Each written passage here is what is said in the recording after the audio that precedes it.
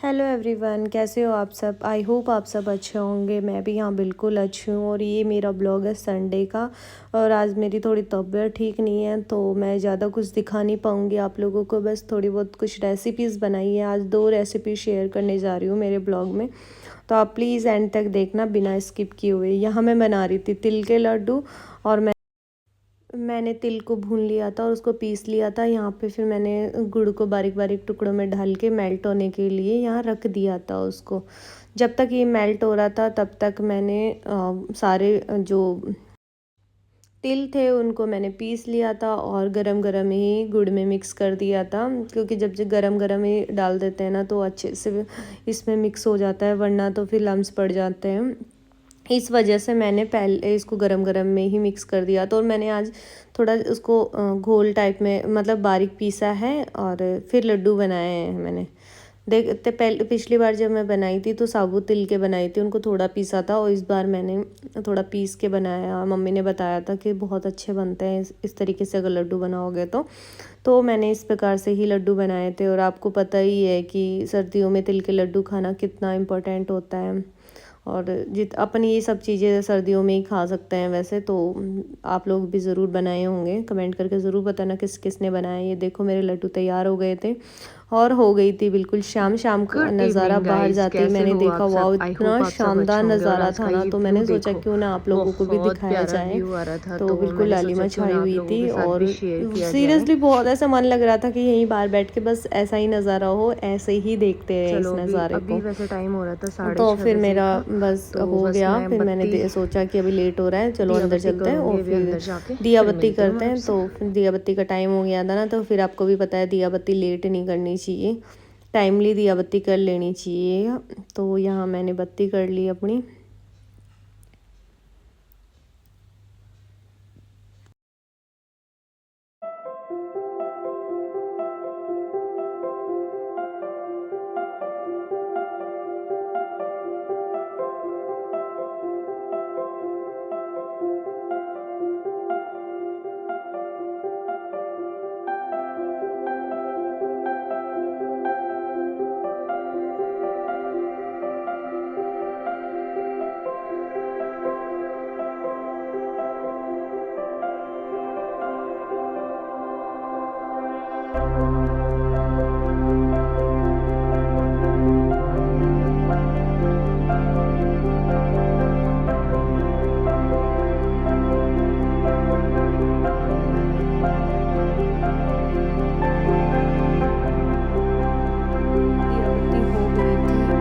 फिर लग गई थी मैं अपने काम में। दूध वाला भी आ गया था तो फिर मैंने सोचा सबसे पहले दूध गर्म कर देती हूँ।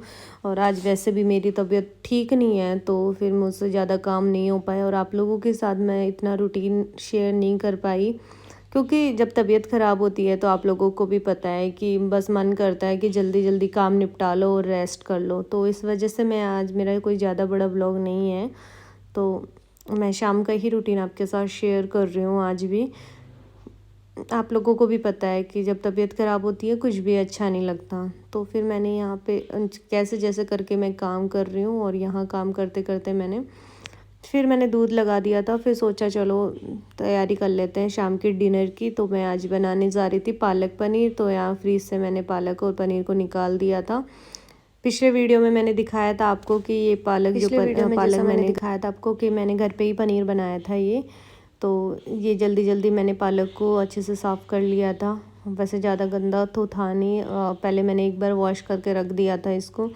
तो इसको जल्दी जल्दी कट करके और बॉईल करती हूँ मैं इसको। मैं क्या है कि साथ के साथ में सारा काम निपटा देती हूँ कि ताकि ज़्यादा काम करने में ज़्यादा प्रॉब्लम्स ना आए। हाथ के हाथ बर्तन वगैरह सारे साइड में रख देती हूँ। और यहाँ मैंने कट करके इसको बॉईल करने के लिए रख दिया था। और फिर एक बार दोबारा से इसको अच्छे से वॉश कर लेंगे, क्योंकि कई बार पता नहीं चलता ना, कुछ छोटे मोटे कुछ भी दाने वगैरह रह जाते हैं या मिट्टी लगी हुई हो जाती है तो रह जाती है ना, तो फिर पूरी सब्ज़ी की ख़राब हो जाती है। तो इस वजह से मैंने अच्छे से इसको साफ़ कर लिया।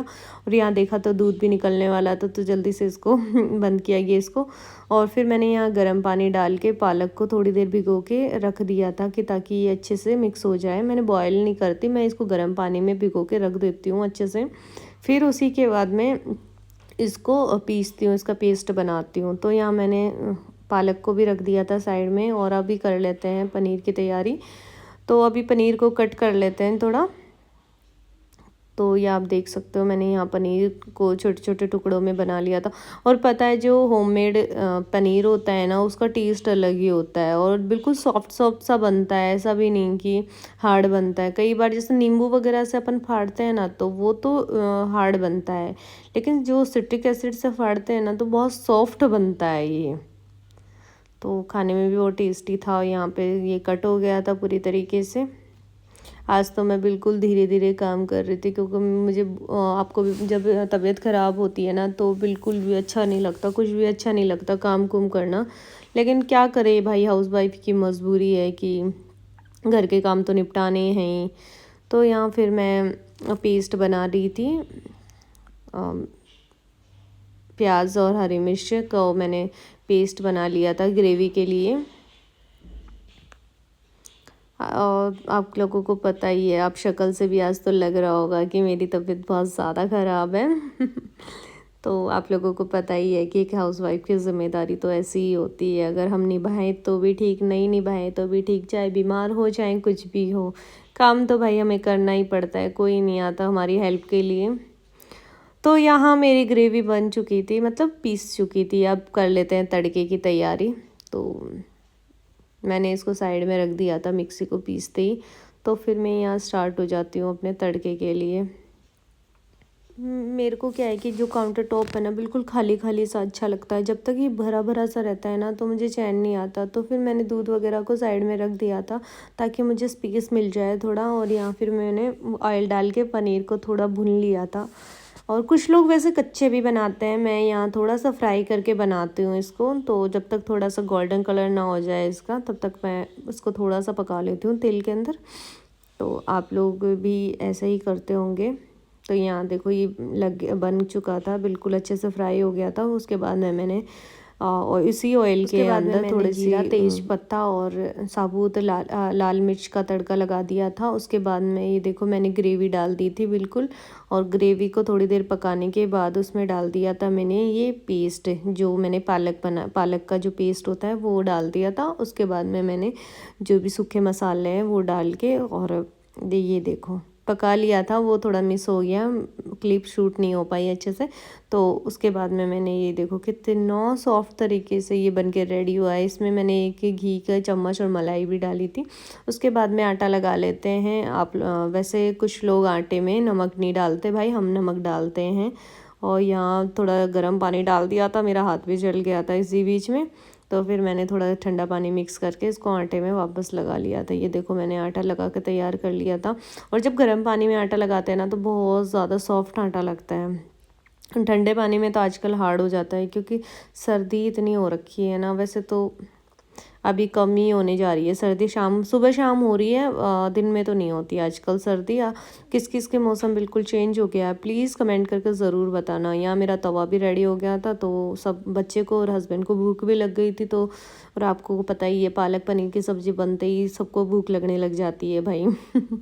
पनीर देखते ही सबकी फेस पे स्माइल आ जाती है। तो मैंने कहा चलो साथ साथ में ही बना लेती हूँ, मैं जल्दी से खाना बना के रेडी कर देती हूँ। और सबसे पहले ड्यूटी है कि भाई हस्बैंड और बच्चों को खिलाओ, क्योंकि जब तक अपने लिए बनता है तब तक तो ठंडा हो ही जाता है। कभी कभार तो इतना मन करता है कि यार मम्मी के पास बैठ के खाना खाएं, मम्मी के हाथ से ही खाना खाएं, बहुत टाइम हो गया।